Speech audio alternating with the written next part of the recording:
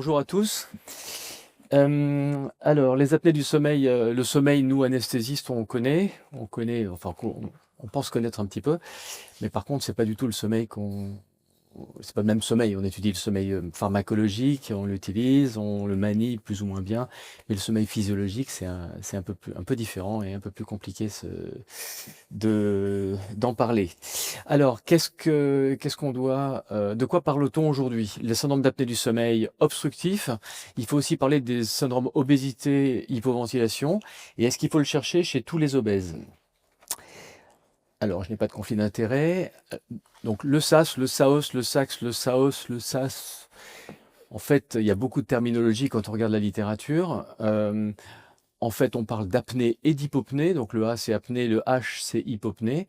Et on parle d'obstructif ou de central. Mais qu'est-ce qui nous intéresse aujourd'hui? C'est évidemment le SAOS, hein, c'est le syndrome d'apnée obstructif, qui est un trouble ventilatoire qui est favorisé par la prise de poids et par l'obésité. C'est dû à un collapsus des voies aériennes supérieures qui est responsable d'épisodes répétés, soit d'apnée ou d'hypopnée, ou les deux. Alors les définitions apnée-hypopnée, je vais rapidement passer, hein, 90% au moins d'obstruction pour les apnées pendant au moins 10 secondes.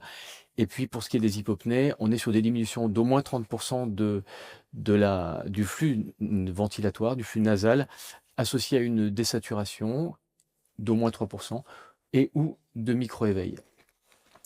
Voilà un exemple de sas obstructif. Vous avez ici des arrêts de ventilation qui sont associés à la persistance de mouvements ventilatoires. Donc les mouvements tentent de faire passer de l'air, mais l'obstacle des voies aériennes supérieures empêche à l'air de passer, avec les conséquences de désaturation que vous voyez. Le sas central, donc là, on a une interruption également du flux d'air, mais par contre, on se rend compte qu'au niveau des sangles thoraciques et abdominales, il n'y a plus d'effort, parce qu'il n'y a plus de commande ventilatoire. C'est le cerveau, le tronc cérébral qui dit c'est plus la peine que je respire. Qu'est-ce qu'on utilise comme examen pour voir l'existence et la sévérité des apnées du sommeil? Ce sont les polygraphies ventilatoires, pardon, les polygraphies ventilatoires, ici avec un certain nombre de capteurs, et les polysomnographies qui représentent le gold standard en fait de l'analyse du sommeil, avec des capteurs en particulier d'électroencéphalographie, électromyogramme et électrooculogramme qui s'associent aux capteurs utilisés en polygraphie ventilatoire, c'est-à-dire la sangle thoracique et abdominale pour voir les flux, pour voir les mouvements ventilatoires, la saturation, la fréquence cardiaque, le débit d'air nasal, qui sont les examens, donc les paramètres qu'on étudie en polygraphie ventilatoire. Le SAS, qu'il soit central ou obstructif, il va être déterminé dans sa sévérité par un index qu'on appelle l'index d'apnée et d'hypopnée, c'est ce dont on entend parler généralement. Et on détermine qu'un SAS est léger, modéré ou sévère selon que l'index d'apnée et d'hypopnée est situé entre 5 et 15, 15 et 30 ou supérieur à 30. Il y a d'autres marqueurs des syndromes d'apnée du sommeil, en l'occurrence l'index de désaturation en oxygène, qui est le deuxième chiffre que vous avez généralement sur vos rapports de polygraphie ou de polysomnographie, qui est le nombre de baisses d'oxygène, de baisse de saturation supérieure ou égale à 3% par heure. Et puis, il y a des index qui sont en train de monter en signifiance, en l'occurrence, un en particulier qu'on appelle la charge hypoxique, qui est vraisemblablement un des index qui vont prendre un petit peu le dessus sur l'index d'apnée et d'hypopnée dans certaines situations, puisque l'IAH est vraisemblablement, dans un certain nombre de cas, sous-évalue ou surévalue la sévérité du retentissement de ce syndrome d'apnée du sommeil. Il y a d'autres paramètres sur lesquels je passe qui sont beaucoup plus spécifiques. Dans les choses dont il faut tenir compte, il y a la symptomatologie et en particulier la somnolence qui, dans les études, ressort comme étant un facteur qui est particulièrement associé à la sévérité et aux conséquences chroniques d'un syndrome d'apnée du sommeil. Donc le syndrome d'obésité hypoventilation, il est défini par l'association de l'obésité et de l'hypoventilation, donc hypercapnie, qui est une hypercapnie stable en l'absence d'autres causes d'hypoventilation. Et ça, c'est un syndrome qui est fréquemment retrouvé chez les obèses ou les grands obèses et qu'on retrouve beaucoup moins. L'hypoventilation est beaucoup moins retrouvée chez les patients qui ne souffrent pas d'obésité. Les conséquences des SAS non traitées, il y en a certaines qui sont aiguës, d'autres qui sont chroniques. Pour ce qui est des conséquences aiguës, alors il y a rarement des catastrophes immédiates pendant le sommeil lorsque un patient présente un SAS, mais ça peut arriver malgré tout du fait des hypoxies aiguës. Il peut y avoir des conséquences cardiovasculaires et hémodynamiques. Il peut y avoir des troubles du rythme cardiaque avec dans certains cas des morts subites qui peuvent être décrites et des désaturations profondes, surtout quand le SAS est associé à d'autres pathologies, que ce soit le SOH ou des BPCO. Autre conséquence aiguë, bien sûr, tout ce qui est accidentologique, lié à la somnolence. Autre conséquence aiguë, le périopératoire. Donc là, on a 2 à 3 fois plus de complications majeures post-opératoires, dont des mortalités précoces qui ont bien été déterminées, bien été retrouvées. Sont liées essentiellement à des dépressions respiratoires et des événements cardiaques. Donc, l'intérêt de dépistage va résider également dans la vigilance et la gestion de l'analgésie et de la technique anesthésique sur cette intervention chez l'obèse. Les conséquences chroniques d'un SAS non traité, eh bien, c'est en fait ce qu'on appelle le vrai fardeau du SAS, qui passe par un ensemble de mécanismes physiopathologiques qui tournent tous plus ou moins autour de l'existence d'une fragmentation du sommeil et d'hypoxie intermittente, qui entraîne des conséquences d'altération de balance sympathovagale, de stress oxydatif, de phénomènes inflammatoires de bas grade, mais qui sont assez systémiques, et de modifications métaboliques qui vont entraîner pathologies vasculaires et microvasculaires, et puis également donc des pathologies d'hypertension artérielle, de troubles du rythme cardiaque que l'on retrouve très fréquemment, le plus souvent. Les conséquences chroniques, on va passer rapidement. Cardiovasculaire, vous connaissez, hein, hypertension, athérosclérose, donc avec maladie coronarienne, mais aussi AVC ischémique, troubles du rythme cardiaque.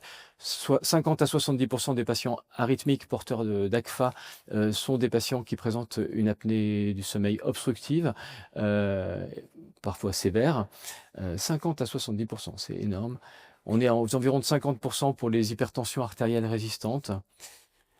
Des conséquences respiratoires qui sont particulièrement marquées lorsqu'on a ce qu'on appelle un overlap syndrome BPCO-SAS.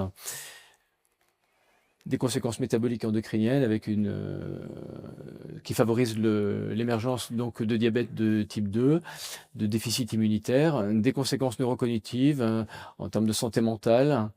Donc la somnolence est évidemment au centre de ces conséquences-là. Des syndromes dépressifs, des conséquences obstétricales, donc c'est plus rare évidemment, c'est pour les SAS de la femme enceinte, avec HTA gravidique et diabète gestationnel qui sont bien documentés, des conséquences rénales avec des insuffisances rénales. La mortalité globale est augmentée chez les patients présentant des SAS. On a une surmortalité toute cause et cardiovasculaire également.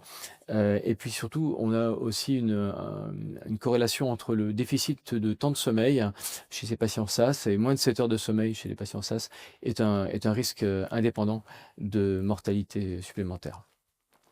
Au niveau ophtalmologique, il y a un lien avec le glaucome. Au niveau de la sexualité, reproduction, libido, fonction érectile, et probablement une association avec des cancers, même si les études ne sont pas univoques, il y a quand même une tendance à penser que l'hypoxémie en particulier, générée par les SAS, est à l'origine d'une surreprésentation de certains types de cancers. Donc pourquoi dépister? Notre rôle de médecin tout court, notre rôle d'anesthésiste réanimateur pour gérer à la fois une situation aiguë qui va être le périopératoire en l'occurrence, mais aussi d'améliorer le pronostic à long terme de ces patients. Parce que vous avez sans doute remarqué qu'il y a quand même beaucoup de patients qui arrivent à nos consultations pré-anesthésiques qui ont tous les facteurs.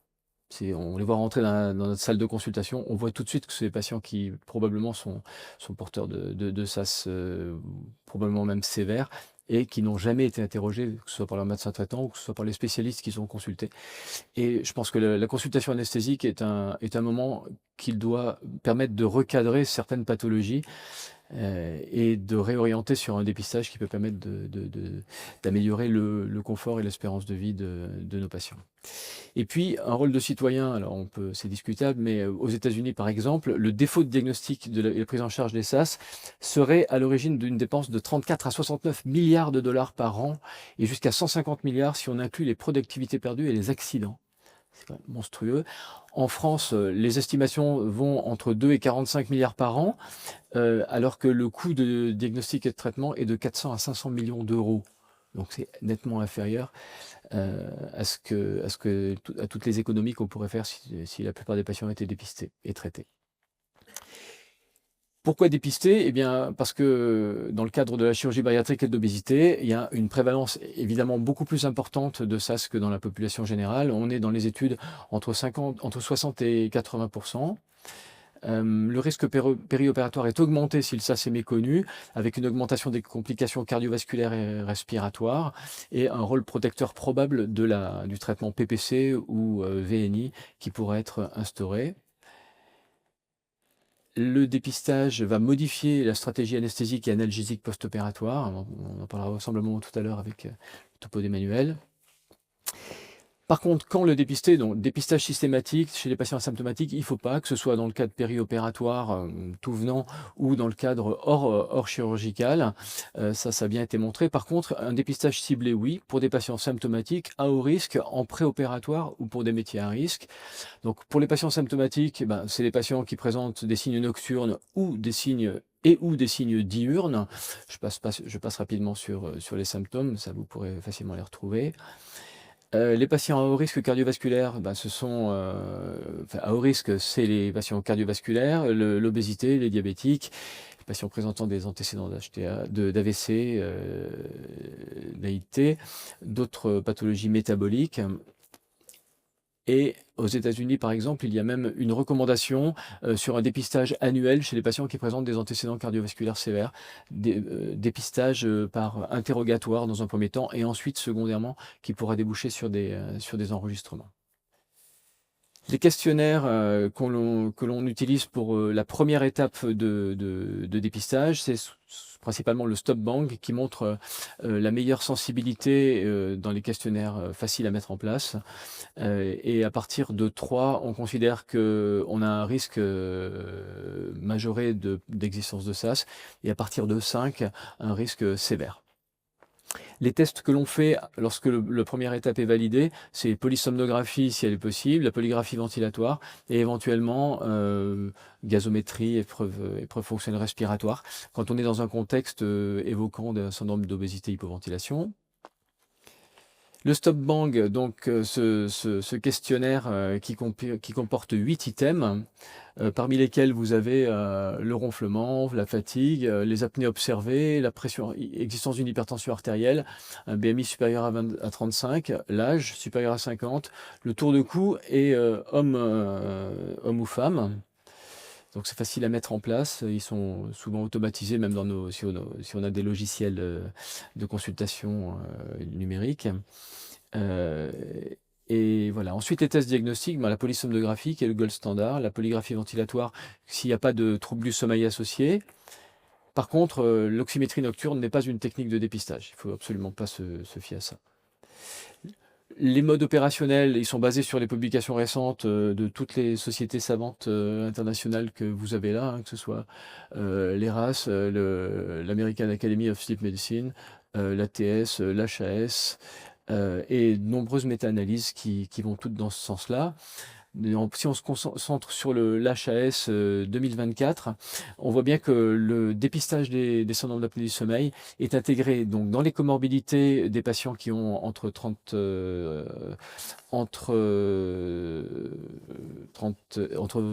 et 35 d'IMC, entre 35 et 40, pardon. Que c'est intégré comme devant être fait systématiquement en préopératoire. Et si l'appareillage est nécessaire, il doit être idéalement mis en place dans les 15 jours une quinzaine de jours au moins avant la chirurgie. Et puis, il est également recommandé de suivre ces patients en post-opératoire de façon à dépister la diminution des besoins de traitement et voire, de pouvoir entreprendre une interruption du traitement lorsque la perte de poids, souhaitée est obtenue. En pratique, on va donc dire que dans la population générale, hors chirurgie obèse, le dépistage universel ne doit pas être réalisé, sauf s'il existe des symptômes. Ces symptômes, donc on parle de problématiques cardiovasculaires, hypertension artérielle résistante, fibrillation auriculaire, diabète, somnolence. Dans le cadre d'un parcours bariatrique, il faut le faire, ce dépistage systématiquement, mais la première étape du dépistage n'est pas un enregistrement, c'est un interrogatoire, et qui passe en général simplement par un interrogatoire et un score de stop-bang. Donc, universalité dans le parcours bariatrique, par contre, un ciblage de la population obèse en général. Voilà. Merci.